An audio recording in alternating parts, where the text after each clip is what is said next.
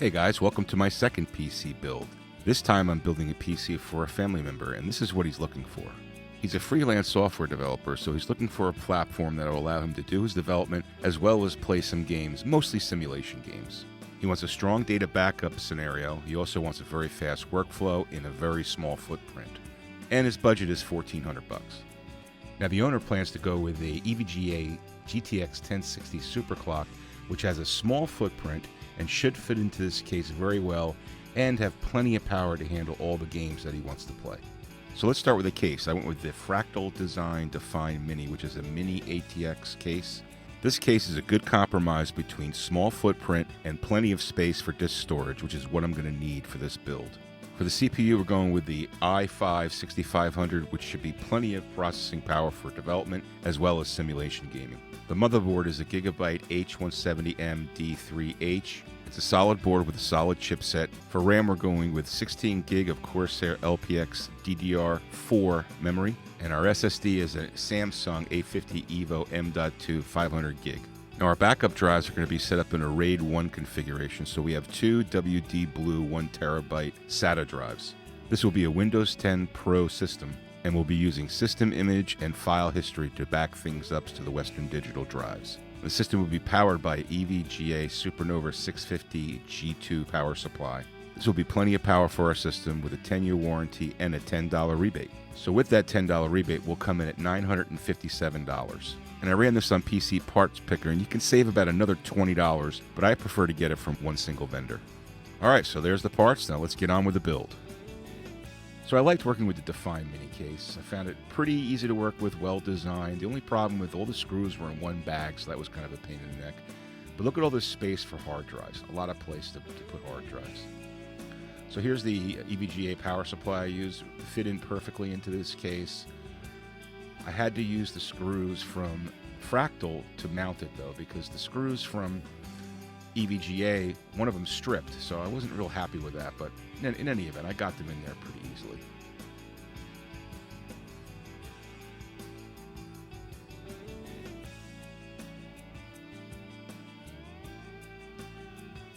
And here, as you can see, all the screws were in one bag, which was kind of a pain in the neck, but I was able to sort through and get what I wanted. In the other case I used, they were all separated, which was great. Now here's the two drives that I'm using for RAID 1. The Western Digital drives, so they mount very easily. Now these shelf mounts have like these rubber things on them, so it absorbs vibration from the drives. So it's very easy to install. Here I'm using the magnetic screwdriver to pick up the screws, which is very handy.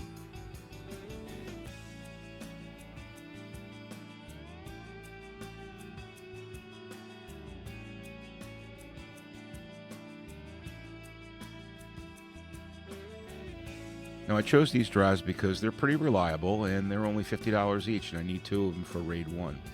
Now they're 1TB drives, so that's going to give me an extra half a gig that the user will be able to use to store archive data and stuff like that. So that's an advantage too.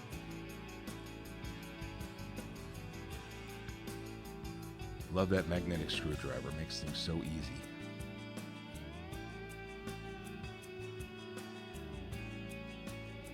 And once you get them all hooked up, they just slide right into the rack, real simple. Now I debated leaving the other rack on or taking it off to increase flow, but I didn't know if the user was going to have a requirement for more disk space. Now these are the brass standoffs that came with the case, which I thought was a nice touch, and this little tool that helps you put them in. I used a total of 6 standoffs for this. They were very easy to line up and install.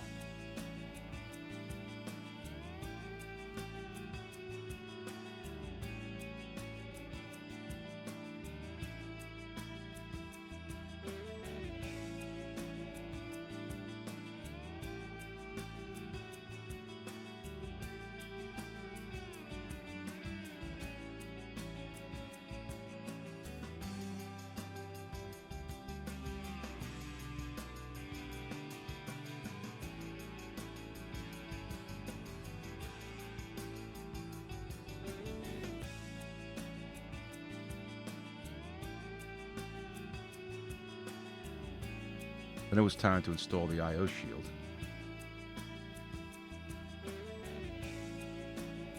And after a little bit of coaxing,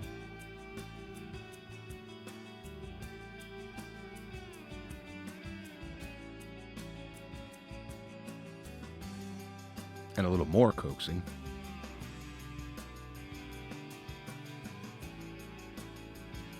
it snapped right into place. So with the case prepped, now it was time to prepare the motherboard. So first was the i5 processor.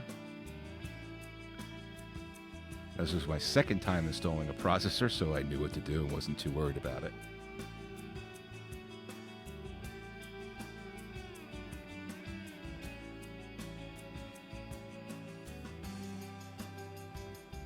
Had a hard time getting out of the package.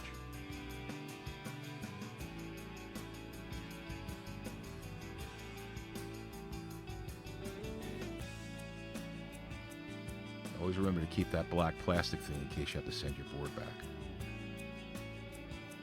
Next was the memory. Now for dual channel, it goes into gray slots on the Gigabyte board, so I knew that from last time.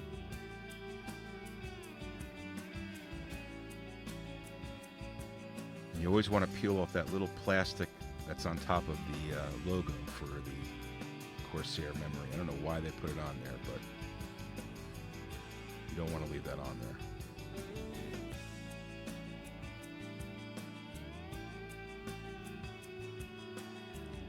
Went in easy.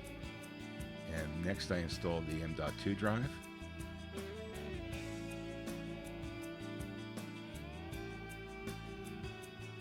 Another easy installation. It's a 500 gig drive.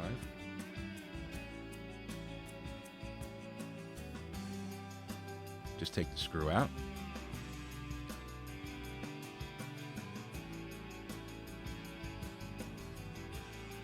Pop in the drive. It's really a card. I remember the first time I put it in there, I wasn't sure if it was quite seated properly, so I just took it out and tried it again. And screw it down and you're good to go.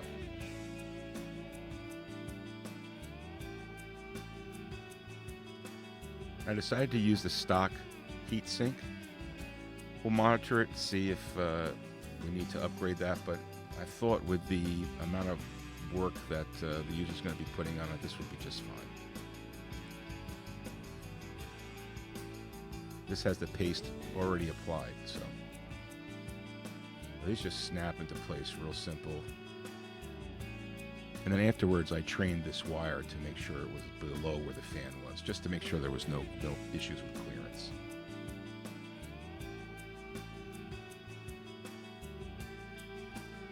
So with the motherboard prep, now it was time to lower it in and install it. Now I had already pre-fitted it before I did this, so I knew it would slide right in. It was really a perfect fit. So with the motherboard in, now it's time to screw it down. 6 screws. Very handy to have a magnetic screwdriver here. Get all the screws in place and then do a final tightening.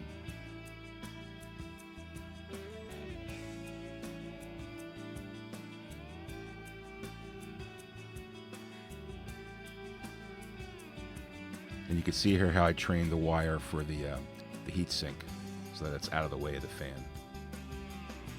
Now I'm just tightening down the screws here for the final tightening. Not over tightening, just enough to make sure that's secure. Next I connected the rear fan to the motherboard. I found out later that I actually didn't connect that properly and had to reconnect it.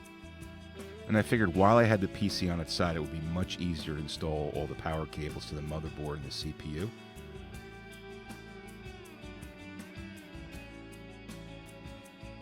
And connect up the front panel USB as well as the audio cables.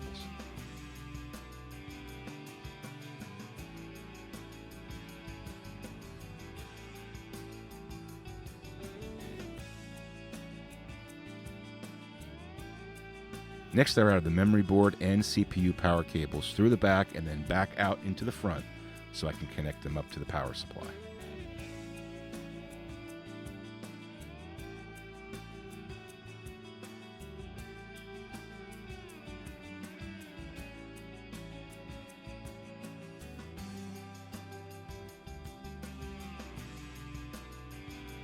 Working with a mini case is a little bit tighter, but I was able to get my hands in there and get the job done.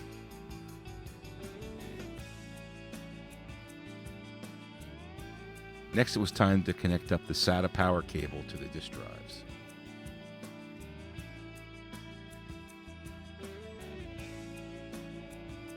I wanted to try to use one power cable for all the drives, including the DVD-ROM, but unfortunately I needed to use two. It was too far away from the DVD players to use one.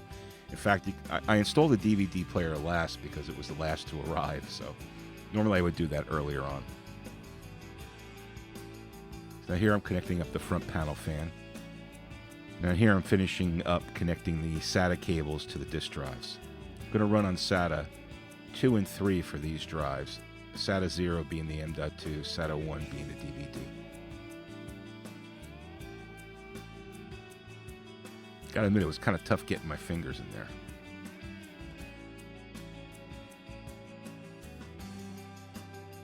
And then once the DVD player arrived, I installed that.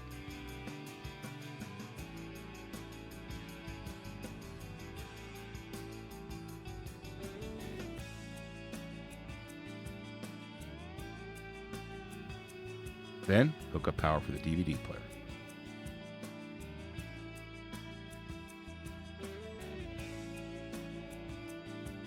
And there it is, all the hardware ready to go. Now I'd go back and clean up the cables later, but now it was time to boot it up for the first time, upgrade the BIOS, get the drivers and Windows installed, and get things going and testing.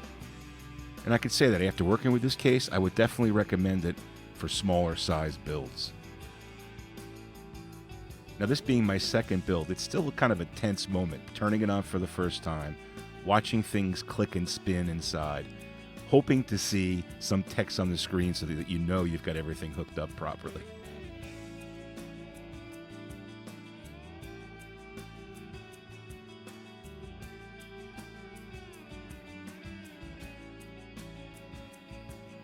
Now, I have to admit, when I saw the no signal there on the monitor, I got a little concerned.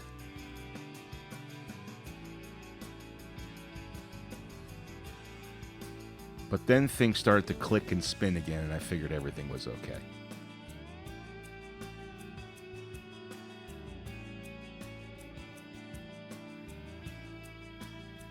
And when I saw the Gigabyte logo, I have to admit, I did a fist pump. And once I saw the reboot text, I knew everything was cool. So after I knew everything was working, I turned it off, and it was time to upgrade the BIOS and install Windows and the drivers.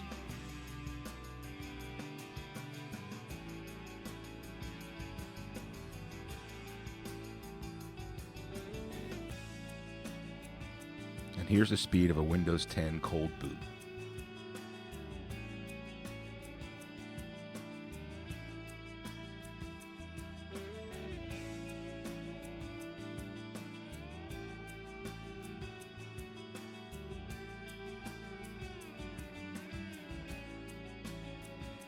At 17 seconds, the wheel on the mouse indicator stopped spinning.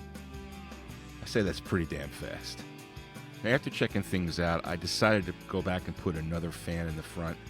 I ordered another one. It took a day for it to get here, and it was pretty easy to install. I just wanted to make sure there was enough airflow because the top fan was kind of blocked by the hard drives, so I just thought this made more sense. Now, there isn't a whole lot of cable management to do, but I will go back and make sure everything is cleaned up. And that's it for this PC build, and the good news is I'm delivering exactly what the user wanted within budget. I hope this was helpful. Make sure you comment if you have any questions. Hey guys, thanks for watching. If this was lame, well, sorry. But if it was awesome, please hit the like button, it really helps. And be sure to subscribe for more gaming videos. When shopping on Amazon, please use the link in the description below. And don't forget to follow me on Twitter. Have a great day!